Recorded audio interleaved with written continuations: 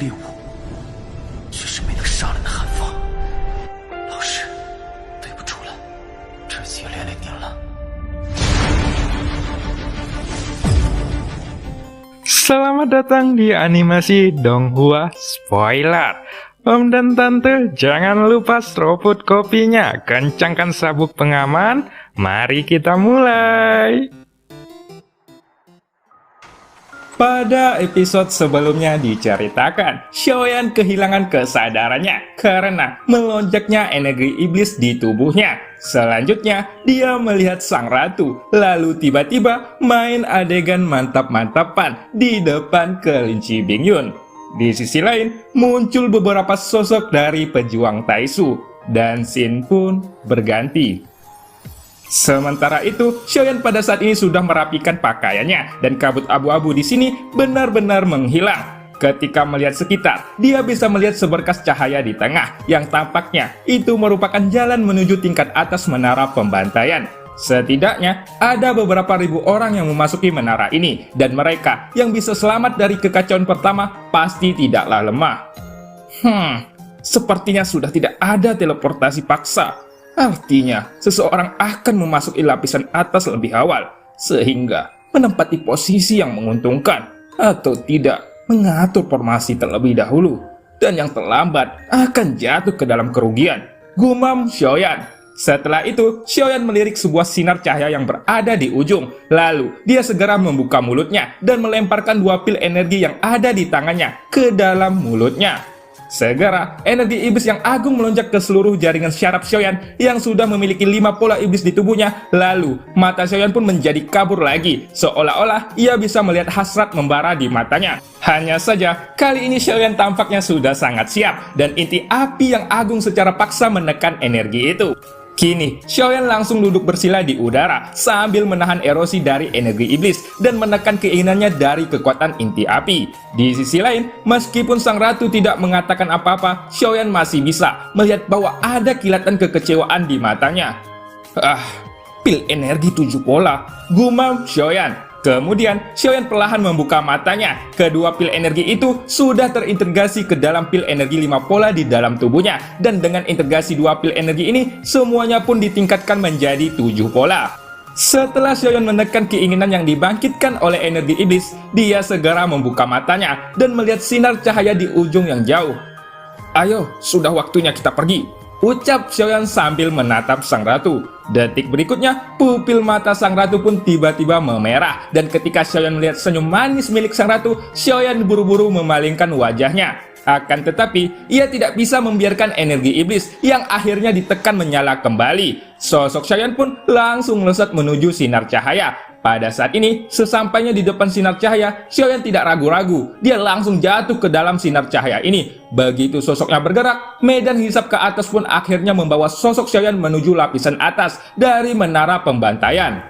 Sementara itu, sang ratu juga memeluk kelinci Bingyun dan mengikuti Xiaoyan dari belakang. Setelah kekacauan di depannya, lingkungan berangsur-angsur menjadi jelas. Lalu, pada saat Xiaoyan melihat sekeliling dengan jelas, ada rasa krisis kematian yang kuat yang segera memenuhi jiwa Xiaoyan. Kemudian, hampir dalam seketika, avatar Yuansen langsung bergabung dengan tubuh Xiaoyan dari dalam pagoda emas. Lalu tiba-tiba, ada cahaya hitam bersiul ke arahnya. Untungnya, Xiaoyan cepat untuk menahan serangan itu. Jika tidak, ia akan dihancurkan. Tak lama kemudian, muncul 3 sosok yang sedang terbang di udara, dan di belakang mereka ada formasi cahaya misterius yang sangat besar. Xiaoyan sangat yakin bahwa cahaya hitam tadi jelas merupakan kekuatan dari formasi ini. Pada saat ini, mereka bertiga di ujung yang jauh sedang memandang Xiaoyan yang sudah berhasil menstabilkan tubuhnya kembali. Dan mata mereka sedikit menyusut. Mereka tampaknya tidak berpikir bahwa Xiaoyan akan mampu menerima pukulan ini. Dari formasi yang mereka buat, tidak ada bekas luka tusukan di dada Xiaoyan. "Apakah kekuatan dia?" tanya salah satu dari mereka. Ini sedikit aneh. Jika kekuatannya didasarkan pada auranya, dia merupakan dewa pertempuran. Tepatnya, ia hanya dewa pertempuran bintang 9, ucap orang di sebelahnya.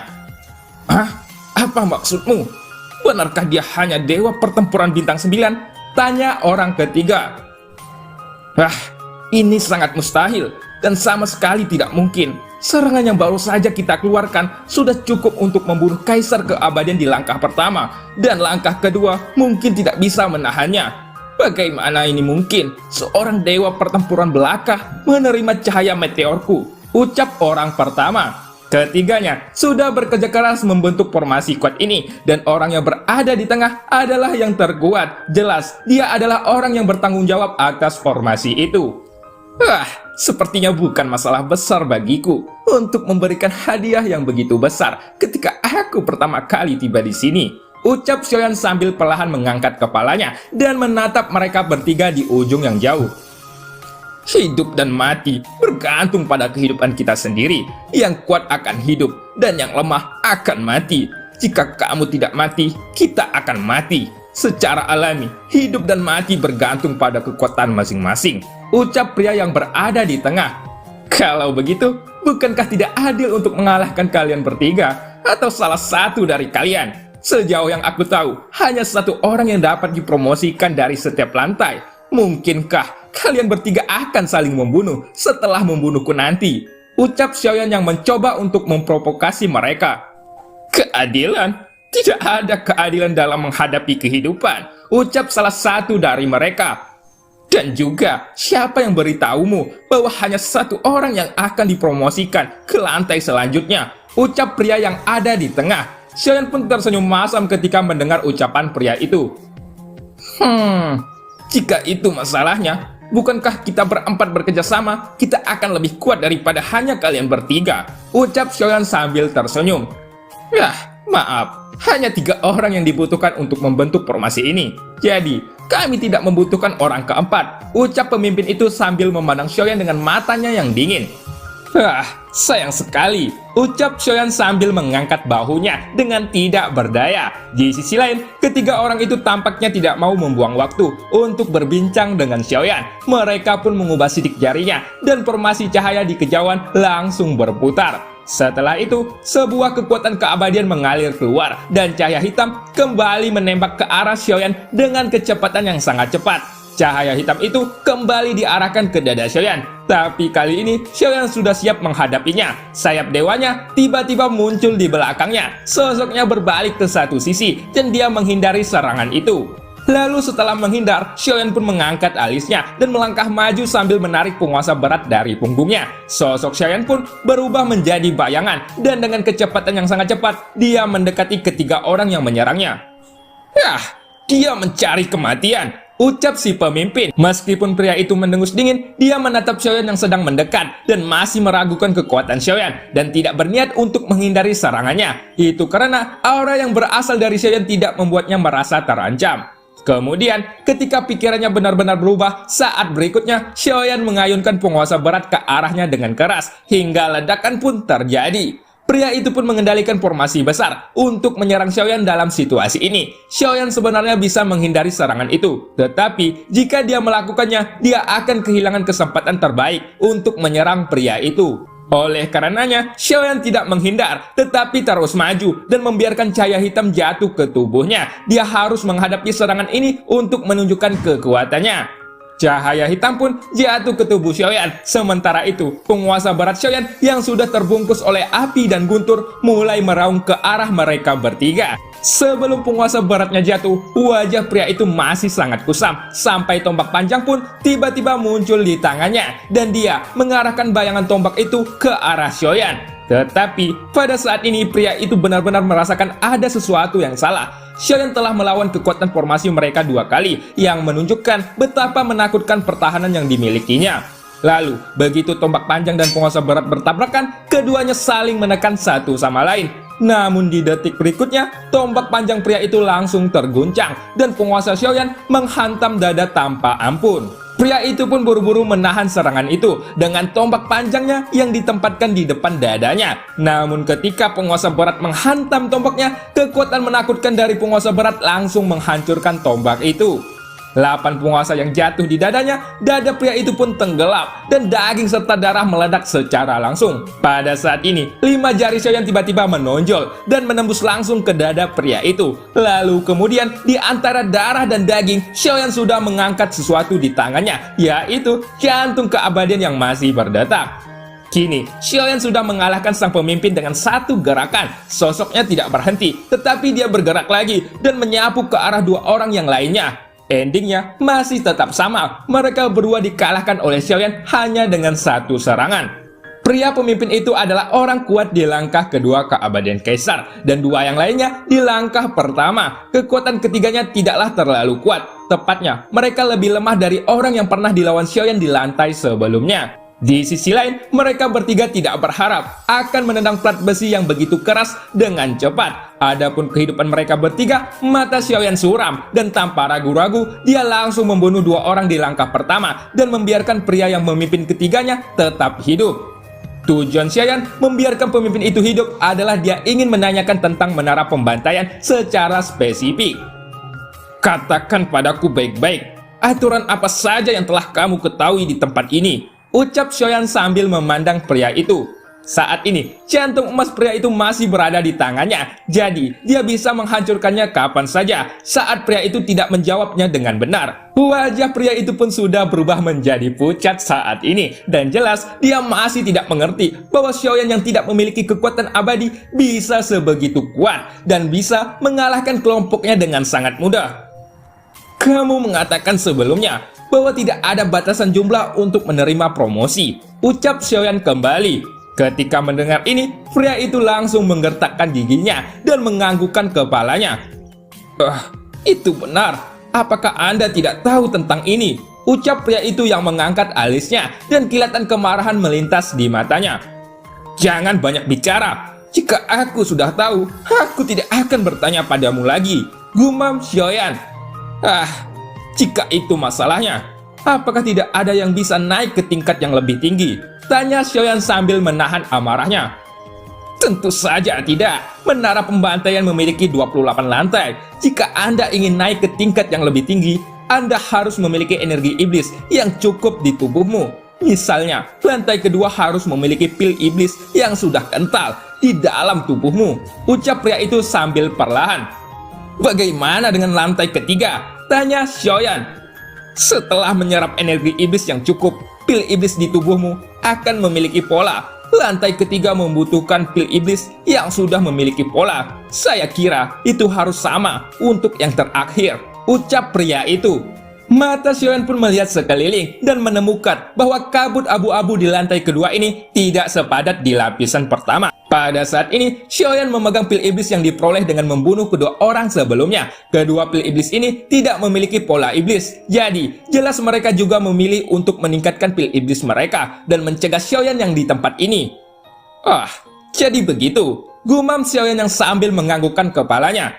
Jika aku melenyapkan semua orang di lantai ini, aku bisa mendapatkan kultivasi energi iblis lagi, gumam Xiaoyan. Xiaoyan pun menatap pria itu. Api pun muncul di telapak tangannya, dan ekspresi pria itu pun segera berubah setelah melihat ini. Tuan, tolong ampuni saya. Saya masih memiliki beberapa berita penting di sini. Yang pasti, saya akan membantu Anda, ucap pria itu dengan cemas. Namun ketika mendengar ini, Xiaoyan mematikan nyala api di telapak tangannya. Lalu kemudian, dia menatap pria itu dengan wajah yang serius. Ceritakan semuanya kepadaku, ucap Xiaoyan.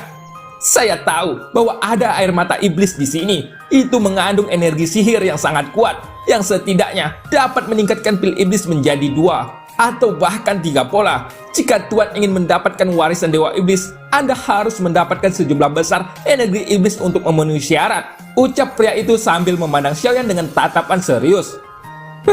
Air mata iblis. Karena ada tempat seperti itu, kenapa kamu masih memilih untuk berburu dan membunuh orang lain untuk mendapatkan energi iblis? Ucap Xiaoyan sambil menatap pria itu dengan dingin. Saat berbicara, api di telapak tangan Xiaoyan kembali melonjak, dan pria itu langsung buru-buru menjawab setelah melihat ini.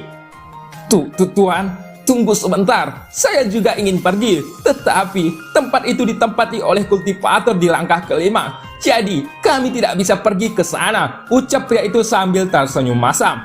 Xiaoyan pun mengangkat sedikit alisnya. Dia pun segera mengembalikan jantung emas di tangannya kepada pria itu. Tetapi langkah seperti ini akan membuat pria itu lebih berhati-hati karena tampaknya Xiaoyan tidak menganggapnya serius sama sekali.